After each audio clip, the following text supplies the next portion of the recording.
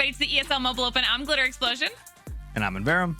And that is another week of Clash of Clans in the books. And now it is time for us to check in with PUBG Mobile. We always love us some good PUBG Mobile action, don't we, Paul? We do. I mean, the first time we ever worked together was working on the PUBG Mobile Pro League. We've seen the upper echelon of competitive play. We recognize a lot of the names that have been competing here in our tournament.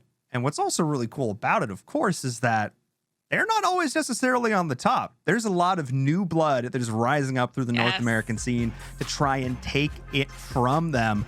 And that's why it's so cool to see teams that we're not necessarily familiar with. Teams like Heroes Team Valorous and Sailing Pro in the 2-3 spot above squads like Mazexis and HQA. Like, hello? We love it. I mean, this is what we're talking about, making a name for yourself. I mean, PUBG Mobile is always such a good example of that. You can see just how close these games are too. I mean, tie in third place, yet another tie here. And we've seen this before in PUBG Mobile. And they're not even that far behind the second place. B-Town Esports, a team we talked about last week a lot. They're still holding strong for themselves here in this first place position by a pretty decent margin. But in general, once we get down from there, I mean, second through eighth, that is nothing. That's 20 points or 25 points. That's here a chicken and there, dinner. Like, yeah, it's a robust chicken dinner, but it's just a chicken dinner. Second through eight, it's that close.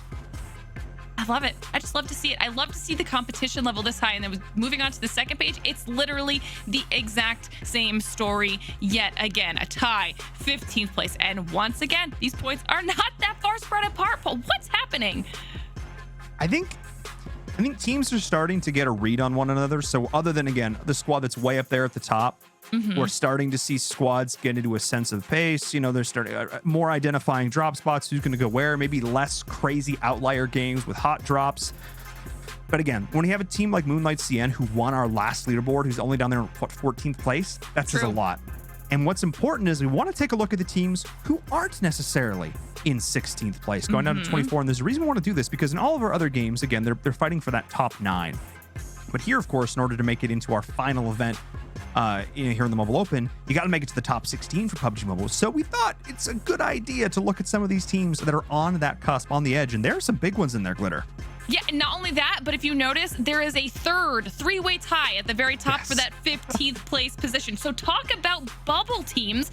And then when we're looking here, we see, you know, we see Valiant, we see Pro Era, we see version 2, and these are teams that we have seen in even other in PMPL leagues, right? We've seen these names before. They have the chops when it comes to PUBG Mobile, and they are fighting to break into our top 16 right now. This is absolutely huge. I mean, there's so many good squads, and again, a lot of good teams. I would say most of the good teams that are in North American PUBG Mobile got their start, or at least some of their players got their start here in the ESL Mobile 100%. Open. So it's no real surprise to me that this is what we're seeing right now, that the competition is continuing to be fierce. And this is only week number 2. There's still plenty of opportunities for teams to get involved, and still plenty of opportunities for us to turn this leaderboard on its head just a little bit. I said lots of action. Hot Jukes has that action for us. So let's send it over to him. Take a look at this last week of play. Hey, what's up, Glitter? What's up, Inverum? Okay, week 6 in the books. Now, man, this tournament has flown by. Only 2 weeks left, one finals day, and that is a wrap on this tournament. And one thing I love to see is new teams really fine-tune their skills. That's what I think the ESL Mobile Open is all about, is seeing an opportunity, a chance for players who have never played competitive in their life before, a place to get started. And I think that's what we're really seeing, is new teams come up. We're obviously seeing some OG teams get some great practice in as well. And you see teams like B-Town. B-Town on top of the lobby right now. They are crushing it. At the same time, for all the new teams that are watching this, don't let up on the gas, because we saw Cold 2 BG and BG in the first, split. They were crushing it, and then come finals time, didn't have the performance the way they wanted. But still 2 weeks left after this in order to get points on the board to get top 16 into the finals. And we're going to go ahead and take a look this past week at the teams that popped off the most. That's what I'm going to dive deep into. I'm going to look at the squads who got the most kills, the most frags in the lobby, because with this new meta, kills are important. And before we get into that, Let me go ahead and show you guys my play of the week. Let's get into that first, and then we'll go from there. All right, and my play of the week is gonna go to Team GT, and they just finished this out in style. Look at this. So they're gonna end up killing that one remaining member from SHC, and now they only have one remaining enemy. And you're gonna see Sway get it inside the vehicle. His teammate gets shot, and he's going straight for it, baby. Easy run over. That is how you get a chicken dinner in style in the brand new 2-seater. Looking good. So that's my play of the week. Let's go ahead and jump into the rest of the action we saw here in week 6. All right, the first squad I'm gonna be looking at is gonna be Chivas Esports, Los Chivas, and they're gonna be trying to attain GOAT status here in Miramar. You see them holding the edge of the zone, applying a ton of pressure, some nice shots through the smoke, using that SLR, what I like to call the Slurpee. The zone's gonna shift away from them just a little bit, and they're gonna have to wrap around this edge, and that's exactly what you're gonna see them doing, using some nice utility, using each other's shots to get some nice kills, and they're gonna get this squad wiped out.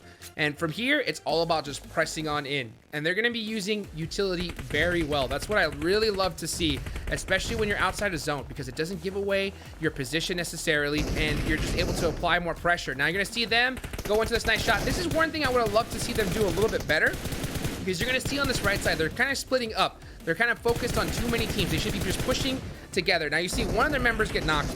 I would have loved to see Lux here wait for his teammate rather than challenge this, but it doesn't matter because he is going to win that 1v1. But if he got knocked, it would have been really rough. Now we're going to see them. I think we're going to see a little bit of actually panic in my eyes, because it's going to start getting real intense. You're going to see Nito lay down. They're at the edge. They got 15 kills. I don't know how he didn't see that Molotov, but he's going to feel it. And he's like, oh, I'm on fire. I'm on fire, baby. Help. But he's going to actually survive at the last second. So I think we're starting to see a little bit of panic. But at the same time, this is the ESL Mobile Open. I mean, this is a big tournament. You want to perform well. And so far, 15 kills. They're not trying to mess this up. Now, you're going to see the nice off angle from Lux. It's all up to him here. He needs to be putting on nothing but suppressive fire. And now you're going to start hearing it come out. You're going to start hearing it come out. That's going to allow the rest of this duo to really press up and try to take out Team 6. And it looks like they're going to be able to do it, because you can just see this beautiful push here from Fran. 1v1. Going to challenge it here at this truck. The Molotov almost touches them, but they're able to get that last finish. And then now 19 kills. A great performance from them. And they have just been using each other to just press up and take each team out little by little. Only one squad left. And right now they're going to get a nice little reset. Nice reset. Just kind of, take a little break, take a little deep breath, and just deal with this last squad, because they have the whole lay of the land. They know exactly where the last remaining members are. You can see Lux is going to be on this other side, and they're going to get the finish. I mean, 21 kills for Chivas Esports. A great start for them. Next up, we're going to take a look at Level X. This is the top 3 team in the lobby, a team that we've obviously looked at quite a bit so far in the ESL Mobile Open. We're on Aaron Gale. They got 11 kills at this point, and now they're just trying to finish things off. Chanu ends up getting taken out, and he was that off angle for the rest of his squad. So that's kind of tough, but at the same time, you see a nice little buggy rotation. They're able to pick them back up, and they're just going to try to get this last finish. It's a 3v1 at this point, so all they got to do is just execute this properly. You're going to see Chanu just kind of start to feel himself off the buggy. Gonna get that last shot and finish. A beautiful game for Level X. Next team up is going to be Sailing Pro. Now, this is a squad I have not talked about at all so far here in the ESL Mobile Open, and it's an up-and-coming team. They've got quite a few kills. Look at this play right here. They are completely outside of circle and shooting a whole shots inwards, because they need to get a few knocks in order to be able to get a safe rotation. And this is one of the hardest points of competitive PUBG Mobile. Teams on the inside, they should be focusing nothing but gatekeeping Sailing Pro here, but it's so hard to do when you have them have a beautiful rooftop angle and applying this kind of shot pressure. They realize that they need to get this knocked, they need to take out Team 5, and they're going to get a beautiful vehicle explosion, and you're going to see a panic smoke. Once they smoked out, that eliminates their sight lines completely. Sailing Pro instantly were like, hey, let's get going. Let's go right now. Push up on them. We got a free push because of that one smoke. And just like that, they're going to get that finish. And now they're safely in the zone with a beautiful location for the rest of the game. 13 kills, still 14 alive, and they could definitely rack up the total even more. And you can see that's exactly what they're looking to do. Just trying to get some good information. You can see PZX here looking on down, and he's going to be trying to get a nice spray down on the stand. It doesn't really get it off the way he wants to. I would love to see him utilize that burst a little bit more. The 4-bullet burst from the DP, man, that has just been the meta at the high tier. At the same time, I mean, you could definitely hit those sprays. You're gonna see him do it right here with a beautiful one right on the inside. Nice knock. They don't opt to go for the push because they don't know where the next zone is gonna rotate. They're waiting on the clock, waiting to see where that next zone is gonna go. They're just trying to eliminate that armor. And speaking of eliminating armor, they're gonna get that knocked down in return. Pandy is gonna try and hold off the right side for them. I love to see them just group up more. I mean, they had this entire spot to themselves. If they grouped up, they would have been much more safe. Pandy's with the UMP and the suppressor trying to get these last finishes. Just nice peeks back and forth is going to be able to get the finish onto Jonah. And now 18 kills, 1 player remaining. And Pandy's gonna go in for the solo. He knows exactly where he is. He's gonna go ahead and say, you know what, let me wait for my teammate. Let's work together and let's get this finish. So a beautiful finish from Sailing Pro. Now we're gonna go over to Miramar, and I wanna take a look at this because this is just an interesting finish. Now you're gonna see Raitha here do a desperation buggy rotation. You're dead 100% of the time in this kind of moment. He went for it and went out. Nothing he can do here. Now we're gonna look at Spike. This is what I really wanna look at because you're gonna see this zone is so toxic. 0 cover inside of it. Spike's gonna have his 1 remaining teammate and the blue zone to work with, and you can just see him bust out that AK red dot, putting that as a suppressor fire. He knows they have to run out eventually because this blue zone hurts.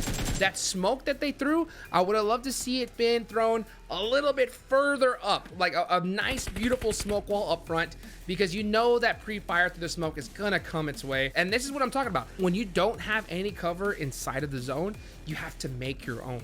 And this is why we see so many teams utilize multiple vehicle strategies so they can make that kind of makeshift cover. End up working out for Waymix right there, and they got the chicken dinner. Staying on Miramar, we're going to look at the big team B-Town Esports, the top squad in the lobby. And you're going to see why they are exactly that. I mean, 12 kills so far.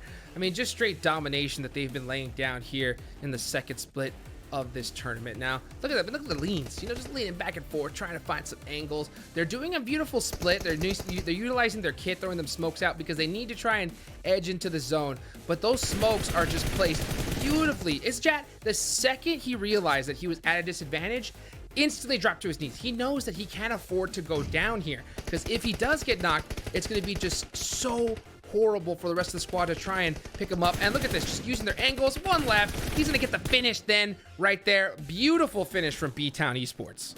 Now it ain't competitive PUBG Mobile if we don't see some snake play action, and this is what we're gonna see inside of Aaron Gale. You're gonna see version 2. There's a team that's not in the top 16 by far, so they need to definitely put in some work, and that's exactly what you're gonna see happen here from M11. Putting some nice shots, just using his ears, because he can't see anything here. He's just using, you know, the hit markers to guide him. And look at that, he's gonna get a nice little finish there.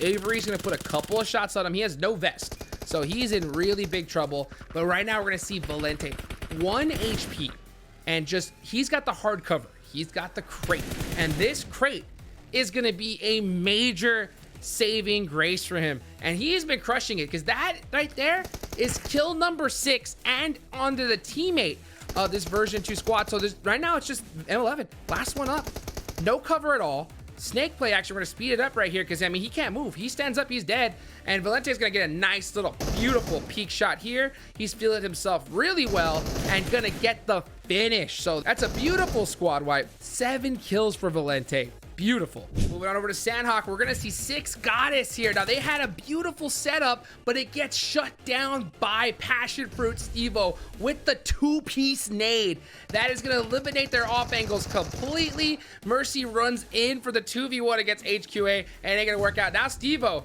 is gonna have to try to make something happen. He has the high ground. It worked for Obi-Wan Kenobi, but it ain't gonna work for Stevo because HQA coming from the bottom, 2v1, getting it done. Now in the last clip, we saw HQA win that game as a 3-man team. Now we're gonna see another squad do the same thing here inside of Aaron Gale. And you're gonna see DMZ at the bottom, making cover for themselves. This is what you love to see at the high level. Just making some plays. Oh, look at this. I mean, MST getting some beautiful shots there on the side. And now here he goes, 2v1. They see that buggy, DMZ does, and as soon as he shoots those shots, they know where the last remaining member is. So hey, why shoot when you could use utility? And that's exactly what DMZ is gonna do. Look at that, he sees that nade coming, he gets the knock. Oh great, but guess what, that nade hurts. How many can you handle though? How many grenades? Because Rojas, you know he ain't gonna run on the open unless he's got something else. Here comes another nade, and that's gonna be the finish. DMZ getting the beautiful chicken dinner as a 3-man squad. Fantasy and Milos with 9 kills by themselves. A great way to finish off, I think, week 6. And that's the action I got for you guys for week 6. Still 2 weeks left to go, and these next 2 weeks, I want to see some action. I want to see some desperation plays from the teams at the bottom, because top 16 is the goal in order to make it into the finals, and plenty of teams have the opportunity to do it. So next week, I want to see some plays, baby. Come and bring it to me. I'll have the recap for you guys next week. But for now, Hot Juke's out, sending it back over to you in Viram and Glitter. See, Jukes agrees with us. It's about those bubble teams. Yep. Top 16. It's what we're going to be looking at here when we, finish out the rest of this ladder, seeing who can make their way in or not. But I mean, we had a cheeky little run over there for the chicken dinner right at the beginning. We had 2 3-man squads pulling down some chicken dinners as well. I mean, that's impressive. But the 21 kills of Chivas Esports. Some of these teams, and we've seen this throughout all of the weeks so far in the ESL Mobile Open, there are some really, really high kill games. Yeah, I mean, I think 29 is the highest we've ever seen. I mean, but anything above 15 is staggering. Anything above 20 is downright ridiculous. So a 21 kill chicken, that is pretty darn impressive. You're taking that one all the way to the bank. 30 plus, almost 40 kills, or for 40 points, I should say, for a single match is staggering. Look, there was a ton of great gameplay though over the course of the last week, not even just in PUBG Mobile. I have to think back to the double play we had to see from Boone coming out there. I mean, when one person is able to catch Eric's eye, like Eric, who is a connoisseur of Clash of Clans, the man knows his business. When he puts you in the show back to back, that's how you know you've done something right. So to me, that's the kind of stuff, especially now, is we're into Town Hall 14 now, but we're not really. We're still learning how the game is going to be played here. So that to me is super exciting. The fact that players in our events are starting to set some trends in the metas of their respective games. Glitter, that's really cool. Oh, yeah. And one thing that we didn't even get to highlight earlier, Eric did, though. But, I mean, we saw, it was War Agency and Train Station Gaming, if I'm not mistaken. But they had the exact dead-on tie in stars and percentage to the point where it had to go down to the time being their tiebreaker. I mean, it's every week somebody is just stepping up to the plate and constantly impressing me throughout the entirety of the ESL Mobile Open so far. It's so great because we're seeing these young, scrappy teams, these new players that have, they're all just like, bravado and skill just going out there. And then you see some more established teams where it's like we're just aiming for perfection and everything in between. It is just such a great example, a microcosm of what it means to compete in mobile esports here in North America. And it's fantastic to see it week over week. And if you want to get involved, you still absolutely can. 2 weeks have passed. But that doesn't mean you could start competing right now. And there's a chance that if you put up a good performance, you could theoretically make it into a top 8, top 16 kind of situation. Exclamation point, sign up in the chat. I 100% encourage you to go check that out. Plenty of awesome opportunities here across all of our games. And of course, if you're not following us on social media, make sure that you are. Stay up to date with everything that we're doing here over the next couple weeks of competition, and especially, Glitter, as we get into the mobile challenge. Things are really going to start picking up here soon, especially in the final 2 weeks. I mean, just one prime example of that is PUBG Mobile, since that's what we're wrapping with. We saw Col2 BGBG in our first ladder in first place the entire time, and then Moonlight sneaks in right at the end and usurps them, okay? So it is doable in this ladder. It's doable whether you signed up at the beginning or you're signing up right now. So just get in the game. 100%. And look, even if your goal isn't necessarily to walk away and win the whole thing, you're going to get some really awesome experiences and get a taste of what competitive mobile gaming is all about. Get some friends together, get a squad, go compete. For myself and Varum from Glitter Explosion, thank you all so much for joining us for another amazing week. Have a good one, and we'll see you next time.